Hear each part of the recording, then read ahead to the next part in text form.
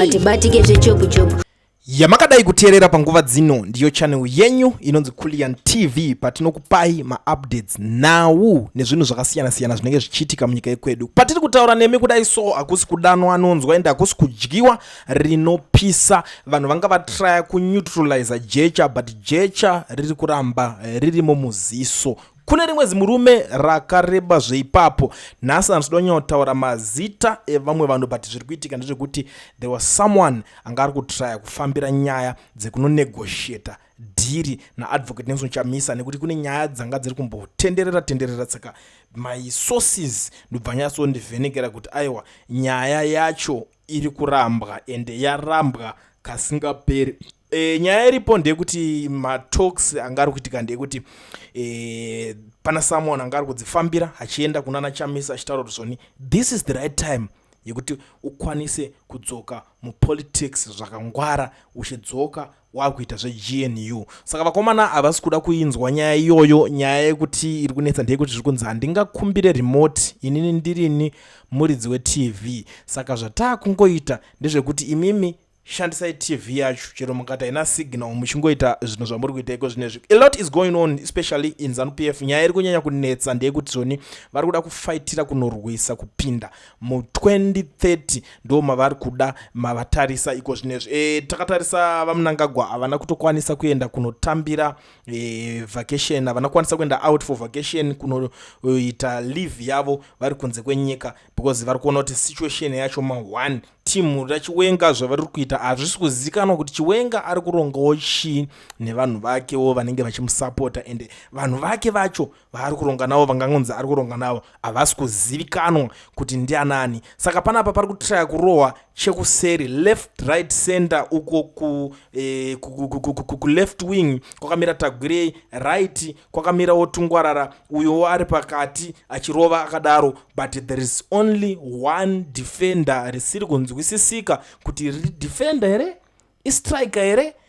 Nyaya dzavo dzavari kuitirana muZANU-PF nana Chiwenga, nyaya dzemafactional fights dziri kuitika ende there is rumor iri kutenderera yekuti zvoni vakomana vari kugadzira chavo chimuforimbo chekuda kutraya kuriska kuti pamwe zvichida kunana February kokoko vanogona kungobuditsa VP Chiwenga, vanogona kungomudzinga. Ndo zvinhu zvari kunzi zvavari kurota according to the streets. But panapa nyaya hombe runyawonetsa ndeyekuti vari kuzoenda nerwokuseri vamwewo vacho not these other guys. There is this mwari kuenderawo achidzifambira nyaya dzacho ari kutraya kuda kunotraya varida kuedza zvese zvese mastrategies ese kuti okay voti hapari zvino takumbobatana kuti tikwanise kuendesa zvinhu kumberi so that kuti nyaya isanetse kukwachurwa kana kuti kuitwa kumanipulate kukuzononingina kweconstitution kuzonoamendwa kwechinhu chacho zvisatemese musoro.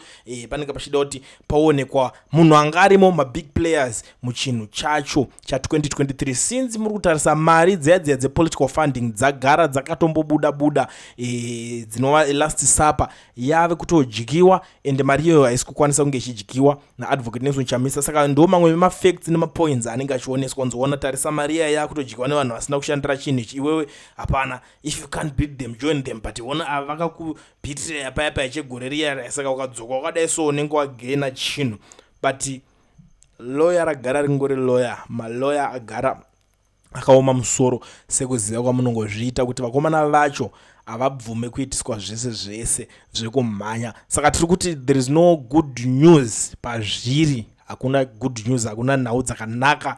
Chamisa asuda kana kutoinzwa nyaya iyoyo yekuenda kunonzi anoshanda nevanhu veZANU-PF vachinomhanyira nyaya dzekuti zoti vaende ku2030 vari kutaura kuti havasi kuda kana kutoinzwa. Vakomana vari kunzi rova basa zvamuri kungoita ndizvozvo because mamoves ari kuitwa naChamisa futi haasi kunzwisisika, haasi kuzivikanwa because pakungobudikira vanhu vakasiyana-siyana. Zuro ndizuro pane rimwe rakabudikirawo ritidedzera kuti takatoshanda tirimo imomo tiri kutoziva vanhu vakariga maelections what and after that Chamisa ane something zvaakatobuda publicly achitaura kuningini kwake achitaura kuti aiwa zvichabuda mbijana zvichafumuka mbijana zvinhu zvese zvinenge zvichiitika. Saka ndo zvimwe zvezvinhu zviri kutariswa kuongororwa potadza kunzwisiswa kuti chimbori chii. Mamoves api ndaapi matano arikuda kuedza kutorwa panapa naadvocate Nelson Chamisa but normally chatiri kunyanya kuziva ndechekuti haana time yekuswera achinofaitana kuti uyu anoningina, but fight yamirira pakuda kunovharisawo uyu kuti akwanise kunge achizonoita zvinhu zvake zve2030.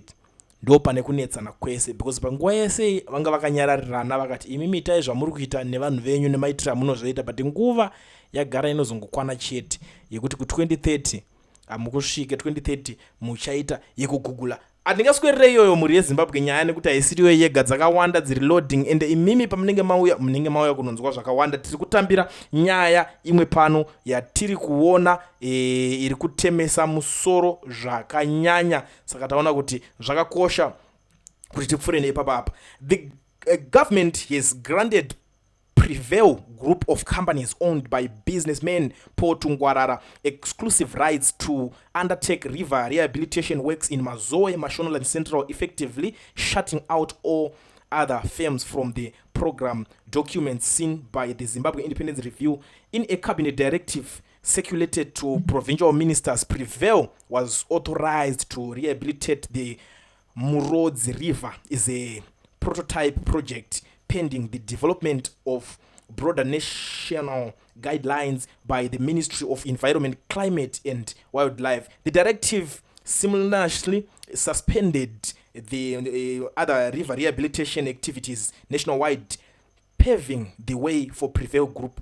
The move, which centralizes control of rehabilitation permits under the environmental minister, has triggered concern among market which and industry players who said that the decision risked enriching monopoly power in a sector that has attracted significant private interest. According to the directive, the government, in the process of gazetting a statutory instrument to give legal force to the Pula Pays principle, which is intended to compel miners responsible for environmental degradation to fund rehabilitation efforts. This communication serves to remind you, honorable ministers, that alluvial mining and the river ecosystems rehabilitation programs remain suspended until further notice. The document reads, currently work in process regarding the gazetting of statutory instrument of to ensure the polluter pays principle is legally enforceable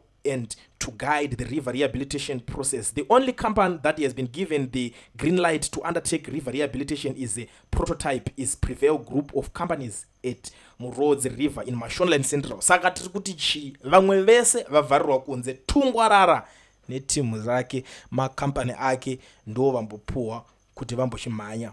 Kuzanu PF zvinezvi kune tu mabhuru vari kutamba, hatisi kuzoti Tungwarara akabva nekupi, ari kunyatsoshandira ani kana kuti kuita sei. Kune gurupu ratagwiri kuti anenge achitoro ane vakewo vafana vake, matimu macompanies ake vekuti vanenge vachitoro avo matenda anoenderana navo.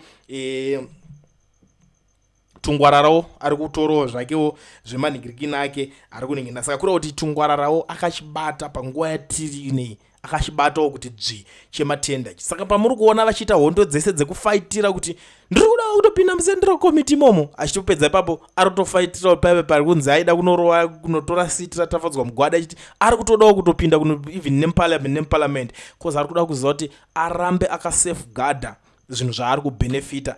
He is benefiting more. Tumwe tuma donations turi kuitwa toya nditiko kuti imimi even panotaurwa zvakashata pazita rake munenge makuzomira makuti this guy is a good guy, especially even on social media is the one who is paying varakashi matuma monthly salaries vari kuto benefita from Tungwarara. Saka panenge pakunetsa panoitwa even hondo pachitaurwa zvakashata about him, anenge achidefendwa 24/7 zvoita kunge munhu ari kunyanya kuningina. But 2026 uno watiri kuchangangurwa munhu muri yeZimbabwe, regedzai muone zvichada kuzoitika ipapo. Pachasara umwe munhu ari pachena, zvokuti pachanyariwa muchazonyara mukashaya kuti vamwe vacho kunyara kwacho komunemako vaitira kunenge kwabva nepapi. Saka ndangoti ndingofanira nepanapa muri yeZimbabwe tichingoonesana zvinhu zvinenge zvichiitika panenge pachingopisa pachingodaro. Handisi kupedza nguva, ndiri kuti chi panhau dzanhasi Chamisa ari kuramba kusangana na Mnangagwa, ndo nyaya iripo yechitu. Tungwarara ari kubvuta matenda ese ndiye ari kutora akawanda pazvamanje muzanu PF, kunyanya iyo yekurwizi yanetsa kumazowe kugoridhe ndiye mukomana nemakambani ake vari kubvumidzwa chete vane mvumo yekubata yekupinda vachiita zvavanoita pamarwizi imomo. Mamwe makambani ese amboiswa pasaiti. Ndo nyaya tava takakubatira nhasi pachanel yenyu, ende munozviziva kuti hatife takadisappointa vamwe vanenge vachida kunzwisisa kuti muri kubata nguva, nyaya muri kudziwana zveshuwa.